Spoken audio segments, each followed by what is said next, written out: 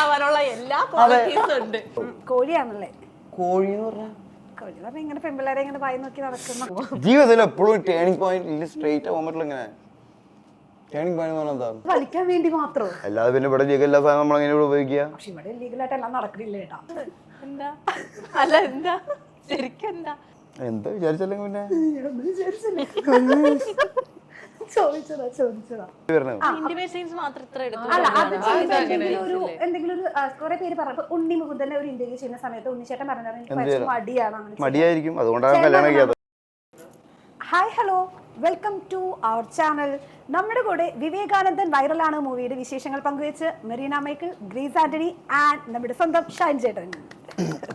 Hi guys. എല്ലാവരും സ്വന്തം. Hi guys. Okay, വിവേകാനന്ദനാണ് ഇപ്പൊ വൈറലായിട്ടിരിക്കുന്നത്. സാധാരണ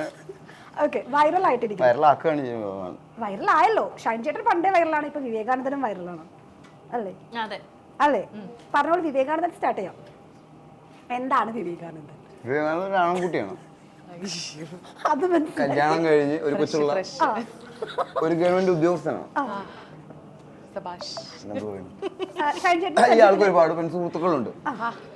ആ പെൺസുഹൃത്തുക്കള് റിലേഷൻസ് ഉണ്ട്, ഒരുപാട് റിലേഷൻസ് ഉണ്ട്. വിവാഹത്തിന് ശേഷം അങ്ങനത്തെ ബന്ധങ്ങൾ തുടരുന്ന ഒരു വ്യക്തിയാണ്.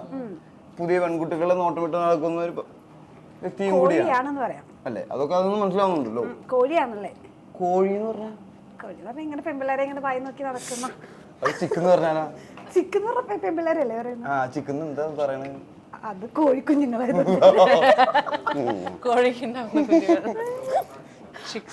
അല്ലേ? അങ്ങനെയല്ലേ പെമ്പിള്ളേരല്ലേ ചിക്സ് എന്ന് പറയുന്നത്? അപ്പൊ കോഴി തന്നെ അത്രേ ഉള്ളൂ. ഓക്കെ, അപ്പൊ വിവേകാനന്ദൻ ഇങ്ങനെ വൈറലായിട്ട് പോയോണ്ടിരിക്കുകയാണ്. ഇനി പറഞ്ഞോളൂ ക്യാരക്ടർ ഡയാന. ക്യാരക്ടറിനെ കുറിച്ച് നമുക്ക് അങ്ങനെ ഡീറ്റെയിൽ ആയിട്ട് പറയാൻ പറ്റില്ല. വിവേകാനന്ദന്റെ ലൈഫിൽ വളരെ ഇമ്പോർട്ടന്റ് ആയിട്ടുള്ള ഒരു ക്യാരക്ടറാണ്. പെങ്ങളല്ല, ഇമ്പോർട്ടന്റ് ആയിട്ടുള്ള ക്യാരക്ടറാണ് പറഞ്ഞത്. മനസ്സിലായി. നമ്മൾ വഴിതിരിച്ചു വിടണം ഇവർക്ക്. ഞാൻ അനിയത്തി. പക്ഷെ ആ പടം ഉണ്ടല്ലോ, നിങ്ങൾ സ്വാസിക ചേച്ചി അനിയത്തി എന്തായാലും അങ്ങനെ ആവാനുള്ള എല്ലാ ക്വാളിറ്റീസും ഉണ്ട്. ഷൈന്റെ അമ്മ സ്വാസിക, ഞാൻ അനിയത്തി, അമ്മയോ അമ്മായി അമ്മായി കണ്ണട വെച്ച അമ്മായി ലുക്ക്. അല്ല, ഇതൊന്നും രസിക്കുന്നില്ല ഒരാൾക്കും പോയാ. അല്ല, ആ ലുക്ക് കംപ്ലീറ്റ് ചെയ്യാനാണോ ഈ കണ്ണട കൊണ്ടുവന്നത്? അല്ല, ഈ കണ്ണട ഷൈൻ ടോം ചാക്കോയാണ്. ഇത് ഷൈൻ ചേട്ടന്റെ കണ്ണടയാണ്. എല്ലാ ആക്സസറീസും അടിച്ചു മാറ്റുന്നത് ഞാനാണ്. എല്ലാ ആക്സസറീസ് എന്ന് പറഞ്ഞു കഴിഞ്ഞാൽ പുറത്തിടുന്നത്. ഓക്കെ, അത് പോട്ടെ. അത് പോട്ടെ. പോക്കറ്റിലൊന്നും അടിച്ചു പറ്റാറില്ല. ഫോണ് സാധനങ്ങളൊന്നും. ഈ കണ്ണാട, തൊപ്പി, ആ സാധനങ്ങളൊക്കെ 500 രൂപയാണ് എന്റെ ബഡ്ജറ്റ്. അതിന്റെ ഉള്ളിൽ ഈ കണ്ണടയ്ക്ക് 500 രൂപയുള്ളൂ. ഈ കണ്ണടയ്ക്ക് അത്രയും ഇല്ല. ഉത്സവപ്പറമ്പിൽ കിട്ടില്ല. ഇത് സാബിത്താണ് ഇത് കണ്ടുപിടിച്ച് വരുന്നത്, പക്ഷെ വേറെ വൈബ്. അത് ഇത് മറ്റേ നമ്മള് വർക്ക്ഷോപ്പില് ഈ സാധനം കണ്ണി തെറിക്കാതിരിക്കാൻ വെക്കില്ല. തൊഴിലായി വെൽഡിംഗ് ഒക്കെ ചെയ്യുന്ന സമയത്ത്. ആ, വെൽഡിംഗ് ആണോ? പക്ഷെ അവളത് വെൽഡ് ചെയ്ത് എടുത്തു. നമ്മള് വിഷയം മാറിപ്പോണു. അതെ അതെ, വിവേകാനന്ദനെ കുറിച്ച് പറയാനാണ് വന്നത് അല്ലേ? ഷൈൻ ചേട്ടന്റെ 100th മൂവിയാണ്. ഈ മൂവിക്ക് അങ്ങനെ ഒരു മാർക്കറ്റിംഗും കൂടെ ഈസി. അത് മാർക്കറ്റിംഗിന് വേണ്ടി മാത്രമാണ് നമുക്ക് സത്യമായിട്ടുള്ള കാര്യമാണ്. ആണല്ലോ. ആണ്. അപ്പൊ അതിന് ഈ മൂവിക്ക് അങ്ങനെ ഒരു പ്രത്യേകതയും കൂടെ ഉണ്ട്. അതുകൊണ്ട് മൂവിക്കും കഥയ്ക്കും ഒന്നും പ്രത്യേകതകൾ വരില്ല. അതുകൊണ്ട് നമുക്ക് ഒരു ഫംഗ്ഷനും അല്ലെങ്കിൽ അത് പ്രൊമോഷനൊക്കെ ആയിട്ട് ഉപയോഗിക്കാമെന്ന് മാത്രം. സിനിമ എപ്പോഴും അതുകൊണ്ടല്ലല്ലോ ആളുകൾ വരുന്നതും കാണുന്നതും ഒന്നും. നമ്മുടെ ആദ്യത്തെ പടമായതും 100 പടമായതും 1000 പടം അതൊന്നും അവർക്ക് അറിയേണ്ട കാര്യമില്ല. എന്ത് ബഡ്ജറ്റിൽ ചെയ്തു എന്ന് അറിയണ്ട, നമ്മുടെ കഷ്ടപ്പാട് എന്താണ് ഒന്നും അറിയണ്ട. അവർക്ക് കാണുമ്പോൾ അത് എൻ്റർടൈനിങ് ആയിരിക്കണം. അപ്പോൾ ഇങ്ങനത്തെ ഒരു വിഷയം എൻ്റർടൈനിങ് ആയിട്ട് എടുക്കാൻ ശ്രമിച്ചിട്ടുണ്ട്. അത് എൻ്റർടൈനിങ് ആണുള്ളത് നിങ്ങൾ തീരുമാനിക്കണം പടം റിലീസായതിനു ശേഷം. അത് നിങ്ങൾക്ക് എൻ്റർടൈനിങ് ആവാൻ വേണ്ടിയിട്ടാണ് നമ്മൾ അതിൻ്റെ കൂടുതൽ ഡീറ്റെയിൽസ് പുറത്തു വിടാത്തത്. എന്താ പറഞ്ഞേ നിങ്ങൾ? എനിക്ക് മനസ്സിലായി. അവള് കണ്ണട വെച്ചപ്പോൾ നിങ്ങൾക്ക് മനസ്സിലായി എന്താ പറഞ്ഞത്? കണ്ടന്റ് കിട്ടിയില്ലേ? ഓക്കെ, ഇപ്പൊ കമൽ സാറിന്റെ അസിസ്റ്റന്റ് ആയി വന്നു, ഇപ്പൊ ഇവിടെ വരെ എത്തി. അപ്പോ ആദ്യം 1-2 തവണ പിന്നെ നോക്കാമെന്ന് ഷൈൻ ചേട്ടനോട് കമൽ സാർ മൂവിയുടെ കാര്യം പറഞ്ഞപ്പോ പറഞ്ഞു അടുത്ത പടത്തിൽ നോക്കാം എന്ന് പറഞ്ഞിട്ടുണ്ടായിരുന്നു. അത് കഴിഞ്ഞ് ഇപ്പൊ ഇവിടെ വന്ന് ഇങ്ങനെ ഇരിക്കുന്നു. ആ സാറിന്റെ തന്നെ ചേട്ടന്റെ 100th മൂവി സാറിന്റെ ഒരു തിരിച്ചുവരവും നല്ല കുറച്ച് ഗ്യാപ്പ് ഇട്ട ശേഷം വരുവാണ്. അപ്പൊ ഈ ഒരു മൊമെന്റ് ചേട്ടൻ എങ്ങനെയാണ് സെലിബ്രേറ്റ് ചെയ്യുന്നത്? സെലിബ്രേറ്റ് ചെയ്യണതെന്ന് പറഞ്ഞു കഴിഞ്ഞാൽ അതിന്റെ ഇമോഷൻ ചേട്ടൻ കൂടുതൽ ഫീൽ എങ്ങനെയാണ്? അതിന്റെ ഫീലിംഗ് നമുക്ക് അങ്ങനെ 100ാമത്തെ പടം ചെയ്യുമ്പോഴൊന്നും ഇല്ല. നമുക്ക് സാറിന്റെ കൂടെ പടം ചെയ്യാൻ സാറ് അന്നോ എന്ന് പറയുന്ന പോയിന്റിലാണ് ഏറ്റവും അധികം നമ്മൾ എക്സൈറ്റഡ് അല്ല, നമ്മൾക്ക് സമാധാനമാവുന്ന ജീവിതത്തിൽ. കാരണം നമ്മൾ ആഗ്രഹിച്ചൊരു സാധനത്തിലേക്ക് നമുക്ക് കിട്ടി. ഇത് പിന്നെ ഒരു പടം ചെയ്തുകൊണ്ടോ 100 പടം ചെയ്തുകൊണ്ടോ ഒന്നും നമ്മുടെ പടം ചെയ്യാനുള്ള ആഗ്രഹവും തീരുന്നില്ല, നമ്മുടെ ടെൻഷനും തീരുന്നില്ല. കാരണം നമ്മൾ എല്ലാ അടുത്തടുത്ത പടങ്ങളും നമ്മൾ ട്രൈ ചെയ്തുകൊണ്ടേയിരിക്കണം, എന്നാലാണ് ഇത് മുന്നോട്ട് പോകുള്ളൂ. ഇപ്പോൾ മമ്മൂക്കി മോഹൻലാൽ കുറേ അവാർഡ് കിട്ടി, അവരെവിടെയെങ്കിലും നിർത്തുന്നുണ്ടോ? അവർക്ക് ഇത്രയും കാലമായി നിർത്തുന്നുണ്ടോ? അവരിപ്പോഴും എത്തും. ഒരു പടത്തിൻ്റെ ലൊക്കേഷനിൽ നിന്ന് നമുക്ക് അടുത്തൊരു പടത്തിൻ്റെ ലൊക്കേഷനിലേക്കാണ് പിറ്റേ ദിവസം പോണത്. ഗ്യാപ്പുകൾ പോലും എടുക്കുന്നില്ല. അപ്പോൾ അത് നമ്മൾ ചെയ്യാൻ ഇഷ്ടമുള്ളത് ചെയ്തുകൊണ്ടേയിരിക്കുക. ഓക്കെ, ഞാൻ ചേട്ടനെ കാണുമ്പോൾ ചോദിക്കണം വിചാരിച്ചൊരു കാര്യമുണ്ട്. ചോദിച്ചില്ലല്ലോ, അത് ചോദിക്കാൻ പോവാ. എവിടെ ചെന്നാലും അവിടെ ഇവിടെ ഇപ്പൊ ഇത്രയും പേര് ഇരിക്കുന്നുണ്ട്. ഇപ്പൊ ഇവിടുത്തെ സെന്റർ ഓഫ് അട്രാക്ഷൻ ആരാധന ചോദിച്ചാൽ അത് ചേട്ടൻ തന്നെ. അത് സ്റ്റേജിൽ പോയാലും ചേട്ടൻ തന്നെ, സിനിമയിലാണെങ്കിലും ചേട്ടൻ തന്നെ. ഇത് എങ്ങനെ സാധിക്കുന്നത്? ശ്രദ്ധിക്കേണ്ട കാര്യമാണ്. എല്ലാരും സെന്റർ ഓഫ് അട്രാക്ഷൻ അതാരായിരുന്നു? അതിനെ പറ്റി ഇപ്പൊ ഇവിടെ ചർച്ച ഉണ്ടാവും. കഴിഞ്ഞ കാര്യം എന്തിനാണ്? കഴിഞ്ഞ കാര്യം ഞങ്ങൾക്ക് അറിയാനിട്ടല്ല. പിന്നെ ഞങ്ങൾ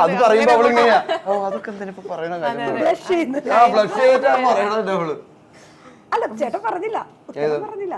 സെന്റർ ഓഫ് അട്രാക്ഷൻ നമ്മളിപ്പോ 5 പേര് വരുന്നു. അതിന് ഒരാൾ കള്ളു കുടിച്ച് വട്ടം നരിഞ്ഞ് കുഴപ്പിച്ച് വരുമ്പോ അയാളെ നോക്കുക. അപ്പൊ അതുകൊണ്ടായിരിക്കും നോക്കണത്. അതിനോട് ഇങ്ങനെ ഇളകി തിരിഞ്ഞ് മറിഞ്ഞ് കളിച്ച് എല്ലാവരും ചെയ്ത് കഴിഞ്ഞാൽ എന്നെ നോക്കില്ലല്ലോ. സ്ട്രാറ്റജിയാണോ? അതാണ്. അങ്ങനെയല്ല, നമ്മൾ കുറെ വേണം, നമ്മൾ നാണമില്ലാത്തവരും അപ്പം അങ്ങനെ ആവും. ഷൈ ഇല്ലാത്തവരും എല്ലാം നല്ല ഇങ്ങനെയൊക്കെ ചെയ്യാൻ പറ്റുള്ളൂ. സ്വന്തമായിട്ട് പറഞ്ഞൊന്നും ചെയ്യാനില്ല. ഓക്കെ, മെറീനയുടെ 10ാമത്തെ വർഷമാണ് സിനിമയിലേക്ക് വന്നത്. 2014 സ്റ്റാർട്ട് ചെയ്തതാ സിനിമയോ? ഞാൻ വിക്കിപീഡിയ ഞാൻ മോഡലിംഗ് ചെയ്തു തുടങ്ങിയിട്ടുണ്ട് ആ സമയത്ത്. ഞാനൊരു 16 എന്തോ ആയ സമയത്താണ്. 2016. Yes, almost. ഓക്കെ, അപ്പൊ അത് 2 വർഷം തെറ്റിയിട്ടുള്ളൂ. 2014 മുതൽ പ്രസിഡന്റ് എന്നാണ് കാണിക്കുന്നത്. അതാണ് ചോദിച്ചു. അപ്പൊ അങ്ങനെ 10th ഇയർ ആണ്. അങ്ങനെ ആവട്ടെ, 10th ഇയർ ആവട്ടെ, നല്ലതല്ലേ? ഓക്കെ, വിക്കിപീഡിയക്ക് തെറ്റുപറ്റിയതായിരിക്കാം. വല്ലാണ്ട് തെറ്റുപറ്റുന്നു. വേറെന്താ പറ്റിയേക്കുന്നത്? അല്ലല്ല, ഞാൻ പറഞ്ഞത് അല്ല. എന്തായിരുന്നു വിഷയം? എന്തായിരുന്നു?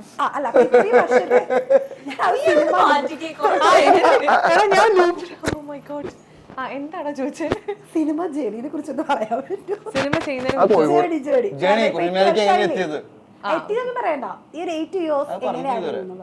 8 years ഭയങ്കര എന്റർടൈനിങ് ആയിരുന്നു. കാരണം ഇൻഡസ്ട്രിയിൽ ഇപ്പം എന്നെ സംബന്ധിച്ച് എനിക്ക് സിനിമയെ പറ്റി ഒരു ഐഡിയ ഇല്ല. അപ്പം ഷൈനൊക്കെ ആണെന്നുണ്ടെങ്കിൽ ഇൻഡസ്ട്രിയിൽ ഓൾറെഡി അസിസ്റ്റന്റ് ഡയറക്ടറായിട്ട് വർക്ക് ചെയ്തു. അല്ല, നമുക്ക് കമ്പയർ ചെയ്യാമല്ലോ. കമ്പയർ ചെയ്യുമ്പോഴാണല്ലോ കുറച്ചുകൂടെ രസം ഉണ്ടാവും, പറയാൻ ഈസി അല്ലേ? കമ്പാരിസൺ ആണ് ഇപ്പം എപ്പോഴും നല്ലത്. സോ ഷൈനൊക്കെ ഓൾറെഡി ടെക്നിക്കൽ സൈഡും കാര്യങ്ങളൊക്കെ അറിഞ്ഞിട്ടാണ് ഷൈൻ സിനിമയിലേക്ക് വരുന്നത്. എന്നെ സംബന്ധിച്ച് ഞാൻ മോഡലിംഗിൽ നിന്നാണ് സിനിമയിലേക്ക് വരുന്നത്. അപ്പം എൻ്റെ ഒരു മോഡലിംഗ് എന്ന് പറയുന്ന ഒരു ഏരിയ ഡിഫറെൻ്റ് ആണ്. എപ്പോഴും ഞാൻ റാം ട്രെയിൻ മോഡലാണ്. അപ്പോൾ കുറേ റാം ഷോസ് ഒക്കെ ഞാൻ കൊച്ചിയിൽ ചെയ്തിട്ടുള്ള പരിചയവും പരസ്യങ്ങൾ ചെയ്തിട്ടുള്ള പരിചയമുള്ളൂ. സിനിമയിൽ ത്രൂ ഔട്ട് അങ്ങനെ വർക്ക് ചെയ്തിട്ടുള്ള പരിചയമില്ല. അപ്പം ഒരു പുതിയൊരു വേൾഡാണ്. ഇപ്പം എനിക്ക് തോന്നിയിട്ടുള്ളത് ഒരു കൂട്ടുകുടുംബം പോലെയാണ്. നമ്മൾ പ്രശ്നങ്ങളുണ്ടാവും, ഈ പറഞ്ഞ പോലെ നമ്മളുടെ ഫാമിലി മീറ്റിംഗ് ഗ്യാതറിംഗ് ഒക്കെ എങ്ങനെ അതുപോലെ. ഇപ്പം 10, 20, 25 ദിവസം അല്ലെങ്കിൽ 35 ദിവസം ഒരു ടീമായിട്ട് വർക്ക് ചെയ്യുക. പിന്നെ അത് കഴിഞ്ഞ് അടുത്ത വർക്ക് വരുമ്പോൾ പുതിയ ആൾക്കാർ. അപ്പോൾ കോൺസ്റ്റൻ്റ് ആയിട്ട് ഒരു ടീം അല്ലെങ്കിൽ നമുക്കൊരു സ്ഥിരമായിട്ടൊരു ആൾക്കാർ എന്നുള്ളൊരിതില്ല. സാധാരണ നമ്മൾ ഓഫീസ് ജോലിയൊക്കെ ചെയ്യുമ്പോൾ നമുക്ക് സ്ഥിരമായിട്ട് കാണുന്ന മുഖങ്ങൾ എപ്പോഴും ഉണ്ടാവും. ഇതിപ്പോൾ 20 days കഴിഞ്ഞാൽ പിന്നെ ഒരു 3-4 പടങ്ങൾ കഴിഞ്ഞിട്ടായിരിക്കും ഇവരെ പിന്നെയും നമ്മൾ കാണും. അപ്പോൾ അതിൻ്റെയൊക്കെ ചേഞ്ച് എന്ന് പറയുന്നത് എനിക്കൊരു വലിയ ചേഞ്ച് ആയിട്ടാണ് ഫീൽ ചെയ്തത്. പിന്നെ എക്സ്പീരിയൻസ് വൈസ് നോക്കുകയാണെങ്കിൽ ആദ്യം ചെയ്ത വർക്ക് ഇപ്പോഴത്തെ വർക്ക് നമ്മൾ നല്ല ഡിഫറൻസ് ഉണ്ടാവുമല്ലോ. പഠിക്കുവാണല്ലോ ബേസിക്കലി. അപ്പം പഠിച്ചുകൊണ്ടിരിക്കുകയാണ്. ഇപ്പോൾ കമൽ സാറിൻ്റെ പടത്തിൽ ഞാൻ പഠിച്ചുകൊണ്ടിരിക്കുകയായിരുന്നു. അറിയാത്ത കാര്യങ്ങൾ ചോദിക്കും, സംശയങ്ങൾ കൂടുതൽ ചോദിക്കുന്നത് ഞാനാണ്. ഞാൻ ആസ് എ സ്റ്റുഡൻറ് തന്നെയാണ് ഞാൻ നിൽക്കുന്നത്. യെസ്, എനിക്ക് അങ്ങനെ ഫീൽ ചെയ്യുന്നുണ്ട്. പിന്നെ എനിക്ക് അറിയാത്ത കാര്യങ്ങൾ ഞാൻ ചോദിക്കും. അതെന്താ അതെങ്ങനെയാന്ന് ചോദിക്കും. ചിലപ്പോൾ അങ്ങനെ ചോദിക്കാൻ പാടില്ലായിരിക്കും, പക്ഷെ ഞാൻ ചോദിക്കാറുണ്ട്. അതൊരു തെറ്റല്ല എന്ന് ചിന്തിക്കുന്ന ഒരാളാണ് ഞാൻ. പുതിയ അറിവുകളോ പുതിയ കാര്യങ്ങൾ പഠിക്കണോ നല്ലതെന്ന് ചിന്തിക്കുന്ന ആളാണ്. അപ്പം പഠനം നടന്നുകൊണ്ടിരിക്കുന്നു. ഓക്കെ, ഗ്രേസും 8 years ആയി. 2016 24 കറക്റ്റ് ആണ്, 8 വർഷമായി അല്ലേ? ഇപ്പൊ ഇനിയിപ്പോ നമ്മൾ ഈ സിനിമയിൽ വിവേകാനന്ദത്തിൽ കാണാൻ പോകുന്നത് ഇതുവരെ കണ്ട അല്ലെങ്കിൽ കുമ്പളങ്ങി നൈറ്റ്സിലോ അല്ലെങ്കിൽ ഇപ്പൊ അതുപോലെ കണ്ട ഒരു കഥാപാത്രം പോലെയൊക്കെയുള്ള ഒരു വീട്ടമ്മ അങ്ങനെ തന്നെയാണോ വരുന്നത് ഇതിനകത്തും? നല്ല ഡിഫറൻസ് ഉണ്ട്. ഞാൻ ഇതില് എന്റെ ഏജ് റിലേറ്റ് ചെയ്യാൻ പറ്റുന്ന ടൈപ്പ് ഓഫ് ക്യാരക്ടറാണ് ഇത്. ഓ ഓക്കെ. വീട്ടമ്മയൊന്നുമല്ല. അല്ല, വീട്ടമ്മ എന്ന് പറഞ്ഞാല് വീട്ടമ്മയായിട്ട് അങ്ങനത്തെ ഒരു റിലേഷൻ വിവേകാനന്ദന് വരുന്നത് സ്വാസികയായിട്ടാണ്. ഞാൻ ശരി, ഞാനോ? ഇല്ല, സിനിമയിലേക്ക് വരാൻ ആഗ്രഹമുള്ള ഒരു ക്യാരക്ടറാണ്. സിനിമയിൽ അഭിനയിക്കണം, പക്ഷെ അഭിനയിക്കാൻ വലിയ അറിവൊന്നുമില്ല. മോശം നടി തന്നെയാണ്. അങ്ങനെ തന്നെയാണ് ഇതിനകത്ത് പ്ലേ ചെയ്യുന്നത്. പല ശ്രമങ്ങളും നടത്തിയിട്ടുണ്ട് സിനിമയിലേക്ക് വരാൻ, ഡബ് ചെയ്ത് നോക്കിയിട്ടുണ്ട്. ബാക്കി ആർട്ടിസ്റ്റുകൾക്കൊക്കെ ചളവായി പോകുന്ന അവസരങ്ങളൊക്കെ ഉണ്ട്. പക്ഷെ എന്നാലും എനിക്ക് അഭിനയിക്കണം എന്നുള്ളൊരു ആഗ്രഹമൊക്കെ ഉള്ള ഒരു ക്യാരക്ടറാണ് ഇതിനകത്ത്. ഇത് വളരെ കുറച്ചായിട്ട് ഇതിനകത്ത് വന്നു പോകുന്നുള്ളൂ.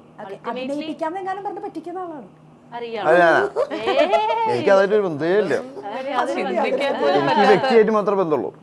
വ്യക്തിയായിട്ട് ഭയങ്കര ബന്ധമുള്ള ഒരു പെങ്ങളാണല്ലോ. അത് ശരിയാ, മറന്നുപോയി സ്റ്റാർട്ടിങ്ങിൽ പറഞ്ഞത്. അപ്പൊ അങ്ങനെ വരുന്ന ഒരു ക്യാരക്ടറാണ്. ഷൈൻ ചേട്ടാ, എന്തായാലും ഇപ്പോൾ റിലേഷൻ നമ്മൾ ഫസ്റ്റ് ഒരു ഇന്റർവ്യൂ ഭാരത് സർക്കസിന് ചെയ്തിട്ടുണ്ടായിരുന്നു. അത് നമ്മള് സോഹൻ ചേട്ടനുമായിട്ട്. ഞാൻ ട്രെയിനിന് വേണ്ടി ഓടിപ്പോയതാണോ? അത് ഞാൻ ഓർക്കില്ല. അപ്പൊ അതല്ല, അപ്പൊ ചെയ്ത സമയത്ത് എന്നോട് പറഞ്ഞിട്ടുണ്ടായിരുന്നു, ഞാനിങ്ങനെ ജസ്റ്റ് ചോദിച്ചിട്ടുണ്ടായിരുന്നു, ചേട്ടൻ ഇനി നെക്സ്റ്റ് ഒരു റിലേഷൻഷിപ്പിൽ ആവുകയാണെങ്കിൽ അവർക്ക് എന്തൊക്കെ ക്വാളിറ്റീസ് വേണമെന്ന്. അപ്പൊ പറഞ്ഞു, ഞാൻ ആവുകയാണെങ്കിൽ അപ്പൊ പറയാമെന്ന്. ആവുകയാണെങ്കിൽ അപ്പൊ ഞാൻ പറയാമെന്ന് പറഞ്ഞു. ക്വാളിറ്റീസ് നോക്കിയിട്ടല്ലേ നമ്മൾ റിലേഷനിലാവുന്നു. ആണോ? ജോലിക്ക് ആളെടുക്കുന്ന പരിപാടി അല്ലല്ലോ. ജോലിക്ക് ആളെടുക്കുന്ന പരിപാടി അല്ലല്ലോ. അല്ല, അപ്പൊ എന്നോട് പറയാമെന്ന് പറയാമോ? പക്ഷെ ഇപ്പൊ കറക്റ്റ് ടൈം അല്ലേ പറയാമെന്ന്. അതിനാ വെറുതെ അന്ന് രക്ഷപ്പെടാൻ വേണ്ടി പറഞ്ഞല്ലേ എനിക്ക്. കാരണം നമ്മള് വേണമെന്ന് വെച്ചിട്ടൊന്നും ആവണതല്ല അത്. പെട്ടുപോവാന്ന് പറഞ്ഞു കഴിഞ്ഞാൽ പ്രണയത്തിലാവുക പെട്ടുപോകണതാണല്ലോ. അയ്യോ പറയുന്ന കാര്യമല്ല. ഇപ്പൊ അവള് പെട്ടുപോയതാണെന്ന് പറയാലോ. അത് അതാ ചോദിച്ചത്. അങ്ങനെ ആവാം. ഓക്കെ, അങ്ങനെയാണെങ്കിൽ ഇപ്പൊ ചേട്ടന്റെ വേർഷനിൽ ഒരു ബ്യൂട്ടിഫുൾ ആയിട്ട് റിലേഷൻഷിപ്പ് കൊണ്ടുപോകാൻ എന്താ ചെയ്യാൻ പറ്റുക?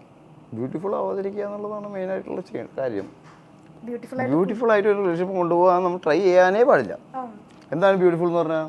അടിയിടിയൊന്നും ഉണ്ടാവാത്ത റിലേഷനാണ്. പിന്നെ ബ്യൂട്ടിഫുൾ എന്ന് ഉദ്ദേശിച്ചത് എന്താണ്? ഹെൽത്തി ആയിട്ടുള്ള റിലേഷൻഷിപ്പ്. ഹെൽത്തി എന്ന് പറഞ്ഞാൽ നല്ല ഇതാണോ? എനിക്ക് പറയാം, അങ്ങനെയല്ല. ഒരു നല്ല റിലേഷൻ എന്ന് പറയുന്നത് തന്നെ രണ്ട് വ്യക്തികൾ തമ്മിൽ നടക്കുന്നതല്ലേ. അതെന്തായാലും ഹെൽത്തി ആയിരിക്കില്ല, ബ്യൂട്ടിഫുൾ ആയിരിക്കില്ല. കാരണം നമ്മൾ ഒറ്റയ്ക്ക് നടക്കുമ്പോൾ തന്നെ നമുക്ക് ബുദ്ധിമുട്ടുകൾ ഉണ്ടാവുന്നില്ലേ. ഈ വേറൊരാളെയും കൂടി കൺവിൻസ് ചെയ്ത് കൊണ്ട് നടക്കണ്ടേ അല്ലേ? നല്ല ബുദ്ധിമുട്ടുള്ള പരിപാടിയാണ് റിലേഷനിലാവുക എന്ന് പറഞ്ഞാൽ, അല്ലെങ്കിൽ അത് കൊണ്ടു നടക്കുക എന്ന് പറഞ്ഞാൽ. അതുകൊണ്ട് നമ്മുടെ അച്ഛനും പറഞ്ഞാൽ ഞങ്ങളൊക്കെ പണ്ട് എത്ര കാലമായി സഹിച്ചോണ്ടിരിക്കുന്നത്, നിങ്ങൾക്ക് ഇപ്പോൾ ഒന്നാ പറഞ്ഞ രണ്ടാമത്തെ ഡിവോഴ്സ്. അപ്പോൾ അവർ പറയണത് ആ സന്തോഷത്തിൽ ജീവിക്കുന്നതല്ലോ, സഹിച്ചോണ്ട് ഇല്ല. അന്ന് ഡിവോഴ്സ് ചെയ്യാൻ സമ്മതിക്കില്ലല്ലോ. ഇന്ന് പക്ഷെ നമുക്ക് ആ ഒരു ഓപ്ഷൻ കൂടുതലുള്ള കാരണം, അല്ലെങ്കിൽ നമുക്ക് അത് അറിയാം, വെറുതെ എന്തിനാ വെറുതെ അടികൂടി ജീവിക്കണം. അതുകൊണ്ട് സ്പ്രെഡ് ആവും ആൾക്കാർ. പിന്നെ ഇതിൻ്റെ നൂലാമാലകൾ ആലോചിച്ചിട്ടാണ് കേസും മുട്ടാനും ഒക്കെ ആയി പോയി കഴിഞ്ഞാൽ കുറേ കാലം നടത്തിക്കും. ഏത് അങ്ങനെ ഞാൻ പറഞ്ഞിട്ടില്ല. ലിവിങ് ടുഗദറേ നല്ലതല്ല. എല്ലാവരും ഒറ്റപ്പെട്ട് ജീവിക്കുക. കല്യാണം കഴിഞ്ഞ് മാക്സിമം കല്യാണം കഴിഞ്ഞ് ജീവിക്കുകയാണെങ്കിൽ തന്നെ ഉച്ചയ്ക്ക് ഊണ് കഴിഞ്ഞാൽ ഓരോരുത്തരുടെ വീട്ടിലേക്ക് പോയിക്കൊള്ളണം. മീറ്റ് ആക്കണം എന്ന് തോന്നുമ്പോൾ മീറ്റ് ആവുക. നടക്കില്ല. നമ്മൾ ആഗ്രഹങ്ങളാണ് അല്ലേ? അതെന്താന്ന് വെച്ച് കഴിഞ്ഞാൽ നമുക്ക് ഒരാളെയും കൂടി കൊണ്ട് നടക്കാനുള്ള പക്വതയാവണം, നമുക്ക് ജീവിക്കാം. കാരണം നമ്മളിപ്പോഴും ചെറിയ കുട്ടികളെ പോലെ എത്ര വലിയ ആളായാലും ഞാൻ ഇപ്പം അങ്ങനെ ആയിട്ടിരിക്കാം. ചേട്ടൻ ഇവിടെ ഇരുന്ന് സംസാരിക്കുന്ന സമയത്ത് നേരത്തെ ഇതുപോലെ ഓപ്പൺ ആയിട്ട് സംസാരിക്കും. ഇപ്പൊ ഇവിടെ ഇങ്ങനെ ഇപ്പൊ ഫിയാൻസി ഇങ്ങനെ പുറകെ വന്നിരിക്കുമ്പോ എന്തെങ്കിലും ഒരു ടെൻഷനോ അല്ലെങ്കിൽ ടെൻഷനൊന്നുമില്ല. എല്ലാം അറിയാവുന്ന ആളല്ലേ. ആണല്ലേ? എല്ലാം ഒന്നും ഒളിപ്പിച്ച് വെക്കുന്നില്ലല്ലോ, എല്ലാം അറിയാം. ഒരു ലിമിറ്റേഷൻ എവിടെയെങ്കിലും വരുന്നുണ്ടോ? ലിമിറ്റേഷൻ ഒന്നുമില്ല. അവർക്ക് എന്തെങ്കിലും പ്രശ്നം ഉണ്ടെങ്കിലോ? ചേട്ടനില്ല. ഇല്ല. ഓക്കെ. ചേട്ടൻ വിവേകാനന്ദനെ പോലെ ഒരാളെ ലൈഫിൽ എവിടെയെങ്കിലും കണ്ടിട്ടുണ്ടോ? ഉണ്ടോ? വിവേകാനന്ദ ഷൂട്ട് നടക്കുന്ന സ്ഥിരം കാണണല്ലേ? അതല്ല, ലൈഫിൽ അങ്ങനത്തെ ഒരു കാര്യം ആരും എൻ്റെ അടുത്ത് പറഞ്ഞിട്ടില്ല ഇതുവരെ. അങ്ങനത്തെ കഥകളിലൊക്കെ കേട്ടിട്ടുണ്ട്, അല്ലെങ്കിൽ വിവരങ്ങളൊക്കെ കേട്ടില്ല, അല്ലാതെ ഞാൻ നേരിട്ട് ആരും കണ്ടിട്ടില്ല. കാരണം അങ്ങനത്തെ കാര്യങ്ങൾ ആരും പുറത്ത് പറയാറില്ല.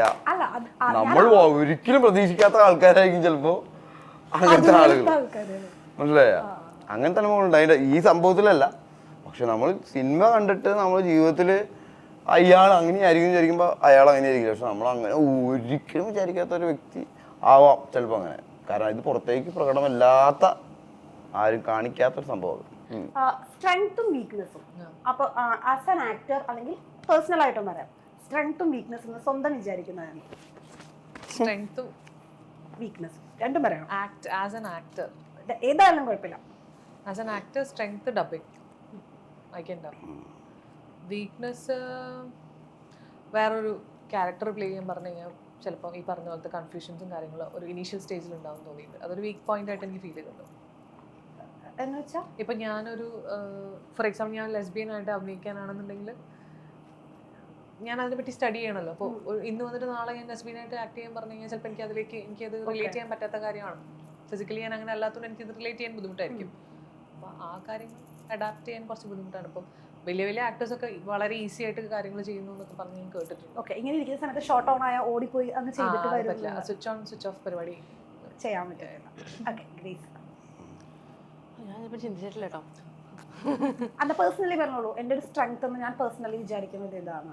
ഞാൻ മറ്റുള്ളവർ പറയുന്നത് ബോധർ ചെയ്യാറില്ല. ഓക്കെ, അതെന്താണെന്നുണ്ടെങ്കിലും ചുറ്റുള്ളവർ എന്ത് പറഞ്ഞാലും അതിനെ ഞാൻ അങ്ങനെ വലിയ സീരിയസ് ആയിട്ട് എടുക്കാറില്ല. എനിക്ക് ശരിയെന്ന് തോന്നുന്ന കാര്യങ്ങളെ ഞാൻ ചെയ്യാറുള്ളൂ. ഒരു ഗട്ട് ഫീൽ ഉണ്ടാവുമല്ലോ നമുക്ക്, അതെൻ്റെ ഒരു സ്ട്രെങ്ത് ആയിട്ട് എനിക്ക് തോന്നിയിട്ടുണ്ട്. എൻ്റെ വീക്ക്നെസ് എന്ന് പറയുന്നതും അത് തന്നെയാണ്. ഞാൻ മറ്റുള്ളവരൊന്നും കേൾക്കാത്തത് കൊണ്ട് ക്രിറ്റിസിസം എന്നല്ല, ഇപ്പം വീട്ടിലാണെങ്കിൽ പോലും ചില കാര്യങ്ങളൊക്കെ ഇപ്പം ഈ ഫോർ എക്സാമ്പിൾ ഈ പടം സെലക്ട് ചെയ്യുന്നതൊക്കെ നമ്മൾ തന്നെയാണല്ലോ. അപ്പം അത് പരാജയപ്പെടുമ്പോഴും വിജയിക്കുമ്പോഴും അതെല്ലാം അതിൻ്റെ ഉത്തരവാദിത്വം എല്ലാം നമ്മുടെ തലയിലായിരിക്കണം. പക്ഷെ അപ്പം ചിലപ്പം പാരൻസ് പറയും നിനക്കത് ചെയ്യാമായിരുന്നു, നിനക്ക് ഇത് ചെയ്യാമായിരുന്നു എന്ന് പറയുമ്പോൾ എനിക്ക് അത് എൻ്റെ ഒരു ഡിസിഷൻ കൊണ്ട് തന്നെ ഉണ്ടായിട്ടുള്ളൊരു കാര്യമായതുകൊണ്ട് അതും എനിക്കൊരു വീക്ക്നെസ് ആയിട്ട് ഇടയ്ക്ക് തോന്നിയിട്ടുണ്ട്. അങ്ങനെ നമ്മൾ പ്ലാൻ ചെയ്യാറും അല്ലെങ്കിൽ അനലൈസ് ചെയ്യാറൊന്നുമില്ല, ചെയ്യാറില്ല. അത് തന്നെയാണ് അതിൻ്റെ സ്ട്രെങ്ത്തും. അത് അനലൈസ് ചെയ്യാറുമില്ല, അത് ചിന്തിക്കാറില്ല. അത് തന്നെയാണ് എൻ്റെ വീക്ക്നെസ്. ഏറ്റവും കൂടുതൽ ഹാപ്പിനെസ് കിട്ടുന്നത് അപ്പോൾ എപ്പോഴായിരിക്കും ഇത് ചെയ്യുമ്പോൾ? നമ്മൾ ഏതെങ്കിലും അപ്പാർട്ട് ഫ്രം സിനിമ ഹാപ്പിനെസ് കിട്ടുന്നതാ. ഹാപ്പിനെസ് കിട്ടുന്നത് പിന്നെ ഹാപ്പിനെസ്സിനുള്ള എന്തെങ്കിലും മരുന്നുകളൊക്കെ അടിക്കുമ്പോഴായിരിക്കും. ആ, ഹാപ്പി ആയിട്ടിരിക്കുക. നമ്മൾ ഗ്യാസിൻ്റെ ഉള്ളിൽ കഴിക്കില്ലേ, അങ്ങനെ ഒരു ടാബ്ലറ്റ് ഉണ്ടോ? ഉണ്ടാവും, അന്വേഷിച്ചാൽ കിട്ടും. ഇല്ലേ, ഗ്യാസിൻ്റെ ഉള്ളിൽ ഹാപ്പിനെസ് അങ്ങനെ നമുക്ക് കിട്ടുമോ? ഹാപ്പിനെസ് കിട്ടുന്നത് എങ്ങനെയാണ്? എനിക്ക് എന്ത് ചെയ്യുമ്പോഴാണ് ഹാപ്പിനെസ് എനിക്കറിയാം. ഇപ്പൊ എന്താ പറഞ്ഞോണ്ടിരിക്കുന്നത്? ഏറ്റവും ഇഷ്ടമുള്ള കാര്യമാണ് അഭിനയിക്കാന്ന് പറഞ്ഞില്ലേ? അത് അപ്പാർട്ട് ഫ്രം സിനിമ ഞാൻ അതിന്റെ ചോദിച്ചത്. അപ്പൊ പിന്നെ എങ്ങനെയാ അപ്പാർട്ട് ഫ്രം സിനിമ ഉണ്ടാവുക? സിനിമ അല്ലാതെ വേറൊരു കാര്യം പറയാം. സിനിമ ഇല്ലാതെ എന്ത് കാര്യം പിന്നെ നമ്മൾ ചെയ്തോണ്ടിരിക്കണം? വേറെ എന്തെങ്കിലും ഒരു കാര്യം ഉണ്ടാവില്ലേന്ന് ചോദിക്കുന്നത് സിനിമ. ഒരു കാര്യം എന്ന് പറഞ്ഞു കഴിഞ്ഞാൽ അത് അങ്ങനെ ഹാപ്പിനെസ് കിട്ടാൻ വേണ്ടിയിട്ട് നമ്മൾ അങ്ങനെ എനിക്ക് കുറച്ച് ഹാപ്പിനെസ് വേണം രാവിലെ എന്നിട്ട് 1 മണിക്കൂർ അങ്ങനെ ചെയ്യണതാണോ? ആണോ? ഐ മീൻ എനിക്ക് ട്രാവൽ ചെയ്യുന്നത് ഭയങ്കര എനിക്കാണെങ്കിൽ ഡാൻസ് ഇഷ്ടമാണ്. അതുപോലെ എന്നിട്ട് നിങ്ങൾ അന്ന് ഇവിടെ ഒരു ഡാൻസ് ചെയ്തില്ല, ഹാപ്പിനെസ് വേണ്ടാതിരിക്കുന്നു. അല്ല, അതിന് വീട്ടിൽ പോകുമ്പോൾ ഹാപ്പിനെസ്. അപ്പൊ ഇപ്പൊ ചിരിക്കുന്നതിന് ഒരു കുറവില്ല. അപ്പൊ ഹാപ്പിനെസ് ആണോ സങ്കടമാണോ? ചേട്ടാ ക്യാമറ ഓടിച്ചിട്ട് വെച്ചിട്ട് ഞാൻ അവിടെ ഇരുന്ന് കരയാൻ പറ്റുമോ? അപ്പൊ പിന്നെ വെറുതെ അഭിനയിക്കണോ? അല്ലല്ലോ, ഇങ്ങനെയാണ് അവരവരുടെ ജോലി ചെയ്യുന്നല്ലേ. അപ്പൊ ജോലി ഇഷ്ടം കൊണ്ട് ചെയ്യണല്ല. ആണ് ആണ്. അതാ ഞാൻ അപ്പാർട്ട് ഫ്രം സിനിമ. അതുപോലെ അപ്പാർട്ട് ഫ്രം ഇതിന്റെ അപ്പാട് നമ്മൾ സിനിമ ആയിട്ട് നമ്മൾ അങ്ങനെ വേറെ ഹാപ്പിനെസ് എന്ന് പറഞ്ഞു കഴിഞ്ഞാൽ നമ്മൾ ജീവിതം മൊത്തം ഹാപ്പിനെസ് തന്നെയാണ്. അതിന്റെ അടുത്ത് സങ്കടമൊന്നും ഉണ്ടാവാതിരിക്കുന്നില്ല. പറഞ്ഞോളൂ. ഇവിടെ വെയിറ്റ് ചെയ്തിരിക്കുക ആൻസർ വരെ. ഫുഡ് നന്നായിരിക്കും. വിയേർഡ് ആയിട്ട് എന്തെങ്കിലും ഫുഡൊക്കെ നോക്കിയിട്ടുണ്ടോ? വിയേർഡ് ആയിട്ടുള്ള ഫുഡോ? വിയേർഡ് ആയിട്ടുള്ള എന്തെങ്കിലും കോമ്പിനേഷൻ? പഴംപൊരി ബീഫ് പഴംപൊരി ബീഫ് അടിപൊളിയാട്ടോ. ആണല്ലേ? അതിനെ പറ്റി നമ്മൾ ഇല്ല. എനിക്ക് ഇങ്ങനെ സീസണൽ കോഴിക്കോടാണ്, കോഴിക്കോട് അതിന്റെ സ്ഥലമാണ്. കോഴിക്കോട് ആയതുകൊണ്ട് ഭക്ഷണം ഭയങ്കര ഇഷ്ടമാണ്, ട്രാവലിംഗ് ഇഷ്ടമാണ്. ഇതൊക്കെയാണ് എന്റെ പേഴ്സണൽ സ്പേസ് ആണ് എന്റെ ഹാപ്പിനെസ്. കഴിഞ്ഞു ട്രാവലിംഗ്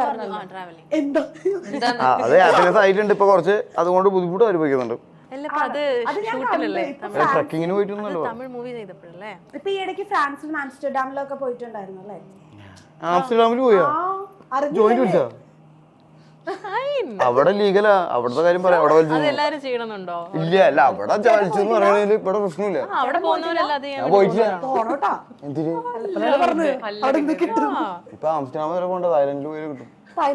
അവിടെ ലീഗലാ. തായ്ലൻഡിൽ പോയായിരുന്നു? പോയിരുന്നാ? അല്ല, ഞാനല്ല, ചേട്ടൻ പോയായിരുന്നു.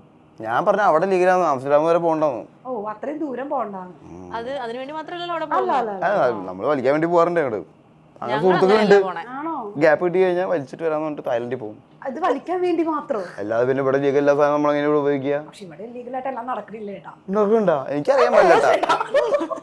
ഇല്ലീഗൽ ആയിട്ടുള്ള എങ്ങനെ നടക്കുക? നടക്കാൻ പാടില്ലല്ലോ. അതുപോലെ പോലീസ് പിടിക്കണേ. അത് വലിക്കണമല്ലേ പിടിച്ചോളൂ. നിങ്ങൾ പറഞ്ഞത് ഞാൻ മനസ്സിലായി. ലീഗലായിട്ട് എന്തൊക്കെയോ നിങ്ങൾ അത് ന്യൂസ് വരുമ്പോ കാണുന്നില്ല, അപ്പൊ നമുക്ക് നടക്കുന്നുണ്ടെന്ന് മനസ്സിലാക്കാം. ആൾക്കാർ ഉപയോഗിക്കുന്നുണ്ടെന്നാ ആ അത് അവിടെ ഉപയോഗിക്കുന്നുണ്ടെങ്കിൽ കച്ചവടം ചെയ്യുന്നുണ്ടല്ലേ? കച്ചവടം ചെയ്യുന്നവർ പിടിക്കുന്നുണ്ടാ? കച്ചവടം ചെയ്യുന്ന ആളല്ലേ പിടിക്കണേ. അല്ല അല്ല വലിക്കണവരെ. നെക്സ്റ്റ് ക്വസ്റ്റിലേക്ക് പോകുന്നതായിരിക്കും നല്ലത്. ഓക്കെ. പോയി.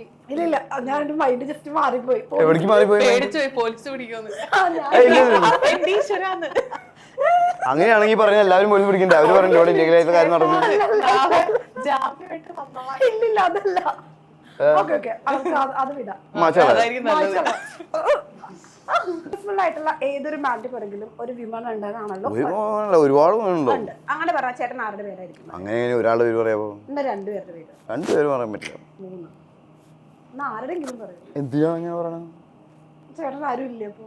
എന്താണ് ഇത്? സക്സസ്ഫുൾ ആയിട്ടുള്ള ഒരു മാൻ്റെ പിന്നിൽ ഉണ്ടാവുന്നത് അയാളുടെ അമ്മയായിരിക്കും. കാരണം അമ്മയെ നല്ല അയാൾ ഉണ്ടാവണം ഓക്കെ അല്ലേ? അതെ. That is your answer. അതാണ് ഉത്തരം. അതാ ഉത്തരം എന്നല്ല, ഒരു ഉത്തരം പറയണമെന്ന് പറഞ്ഞോളൂ. ഓക്കെ ഓക്കെ, അങ്ങനെ പറയുകയാണെങ്കിൽ നമ്മുടെ മറീനയുടെ ലൈഫിൽ ആരായിരിക്കും? പെണ്ണ്. പെണ്ണോ ആണോ ആരായിരിക്കും? അത് ആണുങ്ങളുടെ കാര്യമല്ല, പിന്നെ ഇങ്ങനെ അത് ഇവരോട് ഇരിക്കണം. അല്ല തിരിച്ചും പറയാലോ. അങ്ങനെയാണെങ്കിൽ അതിന്റെ ഓപ്പോസിറ്റ് എന്നാ ഉണ്ടാവും. അപ്പൻ്റെ എന്താ പറയണ്ടേ? പെണ്ണെന്നാണോ ആണെന്നാണോ? ഇപ്പം മെറീന മൈക്കിൾ ഇത്ര ഒരു സക്സസ്ഫുൾ ആയിട്ടുള്ള ഒരു ആക്ട്രസ് ആയിട്ട് ഇവിടെ വന്നിരിക്കുന്നു. ഇതിന്റെ പുറകിൽ ബിഹൈൻഡ് ദ സീൻസിലുള്ള ഒരു ഹെൽപ്പ് ചെയ്ത കൂടെ നിൽക്കുന്ന ഒരു വ്യക്തി ആരായിരുന്നു? ഫസ്റ്റ് പോയിന്റ്, ഞാനൊരു സക്സസ്ഫുൾ ആർട്ടിസ്റ്റ് ആണെന്ന് ഞാൻ കൺസിഡർ ചെയ്യുന്നില്ല പേഴ്സണലി. ഞാൻ ആ ഒരു ജേർണിയിലേക്കുള്ള ഒരു യാത്രയിലാണ് ഞാൻ പറഞ്ഞത്. അപ്പോൾ അതിന്റെ ഇതിൽ ഏറ്റവും കൂടുതൽ സപ്പോർട്ട് ചെയ്യുന്ന ഒരാൾ എൻ്റെ അമ്മയാണ്. പിന്നെ എൻ്റെ കപ്പിൾ ഓഫ് ഫ്രണ്ട്സ് ഉണ്ട്. ഒന്ന് അമൃത, അമ്മു, ജസ്റ്റ്.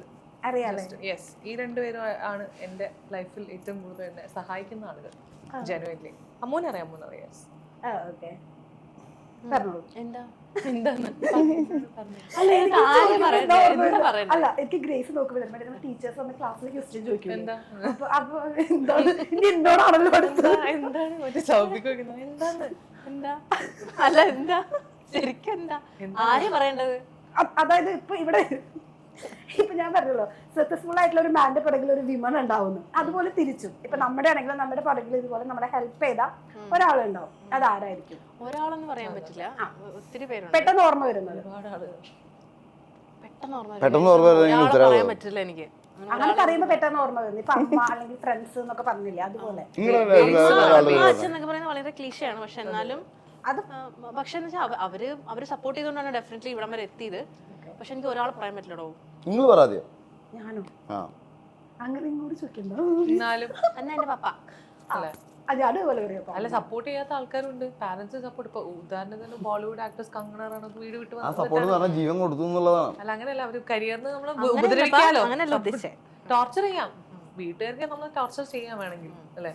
നീ പോയാൽ ഞാൻ തൂങ്ങിച്ചാവുന്നൊക്കെ പറയാൻ വേണമെങ്കിൽ അതൊന്നും പറഞ്ഞില്ലല്ലോ. അല്ല, പറഞ്ഞതാ. അല്ല അത് ശരി, അത് ഭയങ്കര ടോർച്ചർ തന്നെയാണ് കേട്ടോ. സീരിയസ്ലി പാരന്റ്സിനാണ് ഏറ്റവും കൂടുതൽ നമ്മൾ ടോർച്ചർ ചെയ്യുന്ന ഓപ്ഷൻ ഉള്ളത്. എന്റെ ക്ലോസ് ഫ്രണ്ട്സ് ഉണ്ട് രണ്ടുമൂന്ന്. ഞാൻ വെച്ച് ടോർച്ചർ ചെയ്യുന്ന ആളുകൾ പെട്ടെന്ന് ആലോചിച്ചപ്പോ അവരുണ്ട്. അത് പറയുമ്പോൾ നമുക്ക് നമ്മൾ കംപ്ലീറ്റ്ലി തകർന്നു പോലെ. കാരണം നമുക്ക് ഫാമിലി അവിടെ ഉള്ളതുകൊണ്ടല്ലേ നമ്മളിവിടെ ഒരു ഹാപ്പി ആയിട്ട് എവിടെയെങ്കിലും വന്ന് ഇരിക്കുന്നത്. അപ്പൊ നിങ്ങൾ പറഞ്ഞു ഹാപ്പി ആണ്, വേറെ എന്താ ഡാൻസ് ചെയ്യുന്നതാണ്. സപ്പോർട്ട് ഉള്ളത് കൊണ്ടാണല്ലോ നമുക്ക് മുന്നോട്ട് പോകാം. അപ്പൊ ഈ ഹാപ്പി ഉണ്ടാവുന്നത് അങ്ങനെയുള്ള സാധനം അല്ലാതെ മനസ്സിലായില്ലേ? ഹാപ്പിനെസ് ഒരു കാര്യമില്ല, ഒരു കാര്യമില്ല. അപ്പൊ ഒരുപാട് കാര്യം ഉണ്ടാവും. അപ്പൊ അങ്ങനെ ചോദിക്കാനേ പാടില്ലല്ലോ. ചേട്ടന്റെ ലൈഫിലെ ടേണിംഗ് പോയിന്റ് എന്ന് വിശ്വസിക്കുന്ന ആ ഒരു മൊമെന്റ് അല്ലെങ്കിൽ ആ ഒരു പോയിന്റ്? ടേണിംഗ് പോയിന്റ് യൂട്ടേൺ എടുക്കണം. യൂട്ടേൺ എടുക്കുന്നു ജീവിതത്തിൽ എപ്പോഴും ടേണിംഗ് പോയിന്റ് സ്ട്രേറ്റ് പോകാൻ പറ്റില്ല. എങ്ങനെ ടേണിംഗ് പോയിന്റ് എന്ന് പറഞ്ഞാൽ എന്താ? ടേൺ ചെയ്യുന്ന പോയിന്റ് അല്ലേ? ജീവിതത്തിലേക്ക് തിരിച്ചിങ്ങനെ ബാക്കിലേക്ക് പോകാൻ പറ്റുമോ? അങ്ങനെയല്ല. അപ്പൊ നമ്മൾ പറയില്ലേ അപ്പൊ പിന്നെ എങ്ങനെ ടേണിംഗ് പോയിന്റ് എന്ന് പറയാ? സ്ട്രേറ്റ് ആ ജീവിതം പോകേണ്ടത്. ബാക്കിലേക്ക് വരാൻ പറ്റില്ല, തിരിച്ചു പോകാൻ പറ്റില്ല. പറ്റുമോ? തിരിച്ചു പോകാൻ പറ്റില്ല. പിന്നെ യൂട്ടേൺ എടുക്കണം ടേണിംഗ് പോയിന്റ്. അങ്ങനെയല്ല. ഇപ്പൊ നമ്മൾ ആ ഒരു മൊമെന്റ് ആയിരുന്നു എന്റെ ലൈഫ് ചേഞ്ചിങ് മൊമെന്റ് എന്നൊക്കെ നമ്മൾ പറയില്ലേ? ഇതൊക്കെ അങ്ങനത്തെ ചോദ്യങ്ങളാണ് നിങ്ങൾ ചോദിക്കുന്നത്. ഇതൊക്കെ എനിക്ക് ഉത്തരം പറയാൻ ലൈഫ് മൊമെന്റ്. ഇപ്പൊ നമ്മൾ ജനിക്കുന്ന പോയിന്റ് ആയോ അല്ലേ? എനിക്ക് ഭൂമിയിലേക്ക് വരണമെന്ന് വിചാരിച്ച പോയിന്റ് ആയിരിക്കാം അല്ലേ? പിന്നെ അത് കഴിഞ്ഞിട്ട് എനിക്ക് സിനിമ സെലക്ട് ചെയ്തായിരിക്കാന്ന് പറയാം അല്ലേ? അത് ഞാൻ സിനിമയിലേക്ക് ചാൻസ് കിട്ടിയതാന്ന് പറയാം അല്ലേ? അത് കഴിഞ്ഞിട്ട് ഈ ക്യാരക്ടർ ചെയ്താന്ന് പറയാം, അത് കഴിഞ്ഞിട്ട് ഈ പടം കിട്ടിയതാന്ന് പറയാം. എന്ത് പറഞ്ഞാലും അത് നമ്മൾ പറയുന്നതിൽ വ്യത്യാസങ്ങൾ ഉണ്ടാവില്ലേ? അതായിരിക്കും കറക്റ്റ് ആയിട്ടുള്ള പോയിന്റ്. നമ്മുടെ ലൈഫിൽ അതായിരിക്കുമല്ലോ. ഒരുപാട് പോയിന്റുകൾ ഉണ്ടാവും അങ്ങനെ. അല്ലെങ്കിൽ അങ്ങനത്തെ മുന്നോട്ട് പോവാ, നമ്മൾ ചെയ്ത് മുന്നോട്ട് പോകാന്നുള്ള തീരുമാനം തന്നെ. ഇതാണ് ഇവരുടെ പ്രശ്നം. ഒരു കാര്യം വർത്താനം പറയാൻ ഇരുന്നിട്ട് വെക്കുന്നു എന്നാണ് പറയണത്. മനസ്സിലായി? എങ്ങനെയാ ചെയ്താക്കാതിരിക്കാൻ? പോയി കഴിച്ചോളാം പറഞ്ഞിരിക്കാ. ഇവർ ഭക്ഷണം കഴിക്കാൻ വിട്ടോളൂ. മെറീന ആദ്യം വിട്ടോളൂ. പറ മെറീന ഭക്ഷണം കഴിഞ്ഞിട്ട് ഭക്ഷണം കഴിഞ്ഞു. ഈ കുട്ടി പറയട്ടെ. പറയട്ടെ. ഭക്ഷണം പിന്നെ ഞാൻ പറയേണ്ട അടുത്ത് കുടുങ്ങുന്ന പറഞ്ഞോണ്ടിരുന്നത്. അങ്ങനെ ചെയ്യല്ലേ കേട്ടോ.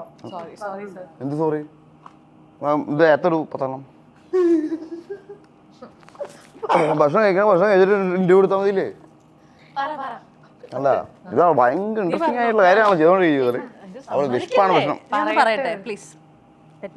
ലെറ്റ് മീ ടോക്ക് എന്നുള്ളത് ഞാൻ നേരത്തെ കണ്ടില്ലല്ലോ. ഞാൻ സംസാരിക്കുന്ന സമയത്ത് ലെറ്റ് മീ ടോക്ക് ഞാൻ പറഞ്ഞിട്ടൊന്നുമില്ല. ഞാൻ ഇങ്ങനെ ചെയ്യണത്. ആണോ?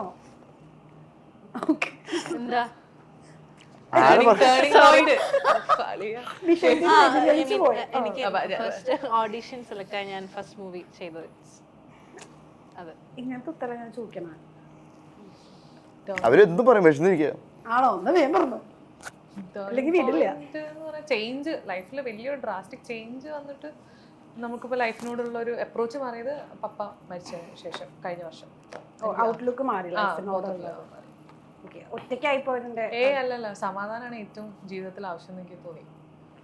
അതിനു മുമ്പ് നമ്മളിപ്പോൾ പറഞ്ഞ പോലെ ഫെയിം അല്ലെങ്കിൽ പൈസ എന്നുള്ളൊരു സാധനം നമ്മൾ വന്ന ഏറ്റവും ഞാൻ എങ്ങനെയായിരുന്നു നമ്മളെന്ന് ഞാൻ പറയുന്നില്ല. എനിക്കൊരു പ്രയോറിറ്റി എന്ന് പറയുന്നത് ഫിനാൻഷ്യൽ സ്റ്റെബിലിറ്റി അല്ലെങ്കിൽ നമുക്ക് കരിയറിൽ സക്സസ്ഫുൾ ആവുക എന്നുള്ളതാണ്. സോ എൻ്റെ അച്ഛന് ക്യാൻസർ വന്നിട്ടാണ് മരിച്ചത്. ഞാൻ പല സ്ഥലങ്ങളിലും പറഞ്ഞിട്ടുണ്ട്. അപ്പം ഞാൻ അവിടെ ഹോസ്പിറ്റലിൽ പല തവണ പോയി നിന്നുണ്ട്. അപ്പം ഞാൻ ഒരു 5 വയസ്സ് മുതൽ 7 വയസ്സുള്ള അറ്റ്ലീസ്റ്റ് ഒരു 4-5 കുട്ടികളെ ഞാൻ സ്ഥിരമായി കണ്ടിട്ട് ദിവസങ്ങളുടെ ഗ്യാപ്പിൽ ആൾക്കാർ മരിച്ചു പോയിട്ടുണ്ട്. അപ്പം എനിക്ക് സത്യം പറഞ്ഞാൽ എനിക്ക് തൈറോയിഡിൻ്റെ ഇഷ്യൂസ് ഉണ്ട് അല്ലെങ്കിൽ ഹെൽത്ത് ഇഷ്യൂസ് ഒക്കെ വരുമ്പോൾ ഞാൻ ഭയങ്കരമായിട്ട് വറി ചെയ്യുന്ന ആളാണ്. അവരുടെ അത്രയും വലിയ അസുഖമൊന്നും എനിക്കില്ല എന്നുള്ളതും ഇന്ന് കണ്ട അത് ഞാൻ ഡയറക്റ്റ് കണ്ടതാണ്. ഇന്ന് കണ്ട ആൾക്കാരെ ഞാൻ നാളെ കണ്ടിട്ടില്ല. അപ്പോൾ അത്രയേ ഉള്ളൂ അതിൻ്റെ ഒരു ടൈമിംഗ് എന്നുള്ളത്. നമ്മൾ ഒരുപാട് സമയമുണ്ടെന്ന് വിചാരിക്കുമല്ലോ ലൈഫിൽ. അത് മൊത്തത്തിലൊരു ചേഞ്ച് ആയിപ്പോയി എനിക്ക്. സോ എന്നെ സംബന്ധിച്ച് ഞാനിപ്പോൾ എല്ലാവരോടും പറയും, ഇപ്പോൾ ഫ്രണ്ട്സൊക്കെ വന്ന് എന്തെങ്കിലും പ്രശ്നം ഉണ്ടാക്കി ഞാൻ പറയും സമാധാനം മതി, നിങ്ങൾക്ക് പോണപ്പോഴൊക്കെ കുഴപ്പമില്ല. പ്രശ്നം ഉണ്ടാക്കി നിങ്ങൾ അടിപിടി ഉണ്ടാക്കി പോകാനാണ് നിങ്ങൾ പൊക്കോ എന്നുള്ള ആറ്റിറ്റ്യൂഡാണ്. ഞാനിപ്പം പുറകെ പോയി ആരുടെയും റിലേഷൻഷിപ്പ് ക്രിയേറ്റ് ചെയ്യണം ഒന്നിനും. അതുകൊണ്ടാണ് നേരത്തെ പ്രശ്നം ഉണ്ടായി പോയത്. അതെ അതെ അതെ അതെ. അതായത് ആർഗ്യൂ ചെയ്യേണ്ട ഇടങ്ങളിൽ ഞാനും ഷൈനും തമ്മിൽ ഇഷ്യൂ ഉണ്ടായ ആർഗ്യൂ ചെയ്യേണ്ട ഇടങ്ങളിൽ ഞാനിപ്പോൾ ആർഗ്യൂ ചെയ്യാറില്ല. കാരണം എന്താ, ഞാൻ ഭയങ്കര ടോക്സിക് ആവും, ഞാൻ ഭയങ്കര പ്രശ്നവും, ഞാൻ ടെൻഷൻ അടിക്കും, എനിക്ക് അറിയാവും. ഞാൻ ഇറങ്ങിപ്പോയി ഞാൻ തീർന്നല്ലോ, സമാധാനമായി. അത്ര ഞാനായിരുന്നല്ലോ അവിടെ ഉണ്ടായിരുന്നു. അതെ, all the best.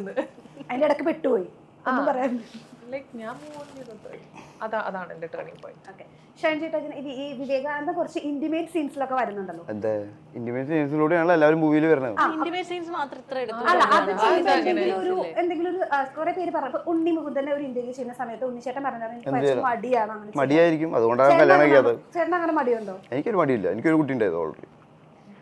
Intimate scenes ചെയ്തിട്ടല്ല കുട്ടി ഉണ്ടാവുന്നത്. അല്ല, അത് സിനിമയിലല്ല, ജീവിതത്തിലെ കാര്യമാണ് പറഞ്ഞത്. ഇന്റിമേറ്റ് സീൻസ് ഞങ്ങൾക്ക് ബുദ്ധിമുട്ടുണ്ടാവും. സിനിമയിൽ ചെയ്യാൻ മടിയുള്ള ആളുകളുണ്ടല്ലോ, അപ്പൊ ചേട്ടൻ അങ്ങനെയാണോ? എനിക്ക് മടിയൊന്നുമില്ല. സിനിമയിൽ ഈ ജീവിതമായിട്ട് ഏറ്റവും അടുത്ത് കിടക്കുന്നതാണ് ഇന്റിമേറ്റ് സീനുകൾ അല്ലേ? അങ്ങനെയല്ല നമ്മളെല്ലാവരും മൂവിയിലേക്ക് വരുന്നത്. അപ്പൊ സിനിമയിൽ അത് ചെയ്യുന്നതുകൊണ്ടല്ല ബുദ്ധിമുട്ട്. അതിന്റെ അർത്ഥം നിങ്ങൾക്ക് ചെയ്യാൻ കിട്ടുന്നതാണോ? അതൊരു ട്രിക്കി ആയിട്ടാണ് ഉപയോഗിക്കുന്നത്.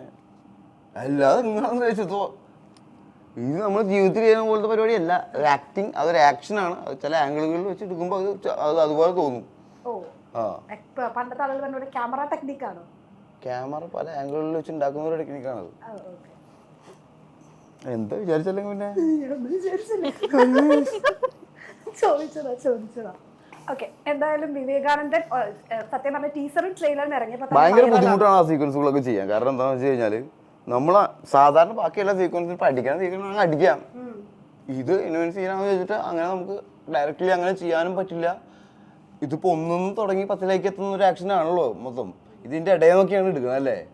അതൊക്കെ എങ്ങനെയാണ് ഓർക്കണം. അപ്പോൾ അതൊരു ആക്ഷൻ, രണ്ടുപേരും ടൈമിങ്ങും റിയാക്ഷൻ, അതിനധികം സമയങ്ങളില്ല ആക്ഷൻ റിയാക്ഷന്. പക്ഷെ ആ ടൈമിങ് കറക്റ്റ് ആവും വേണം, എന്നാൽ നമ്മളവിടെ ആ പ്രവൃത്തി ചെയ്യുന്നുമില്ല എന്നാൽ ചെയ്യുന്നത് പോലെ കാണിക്കുകയും വേണം. അതിന് ബുദ്ധിമുട്ട് ചോദിച്ചാൽ അറിയാം. കണ്ടിട്ടുണ്ടോ ന്യൂസിനെ ഷൂട്ട് ചെയ്യാനാണ്? ഇല്ല, അങ്ങോട്ട് കടത്താനേ ചാൻസ് ഇല്ല നിങ്ങളെ. അല്ല അങ്ങനെ എല്ലാവരും കടത്തില്ല, ഡയറക്ടർ ക്യാമറമാൻ ഉണ്ടാവുള്ളൂ. നമുക്ക് ഇപ്പൊ തന്നെ എന്തോരം ചമ്മല, ഇത്രയും ആൾക്കാർ നോക്കിക്കുമ്പോൾ ചെയ്യാൻ പറ്റുമോ? ചമ്മലുണ്ട്.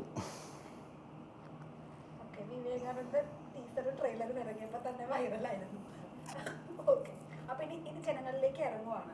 വിവേകാനന്ദൻ ഇപ്പൊ പറഞ്ഞ പോലെ തന്നെ എല്ലാവരും ഏറ്റെടുക്കട്ടെ. സിനിമ നല്ല വിജയമാവട്ടെ. എല്ലാ ആശംസകളും.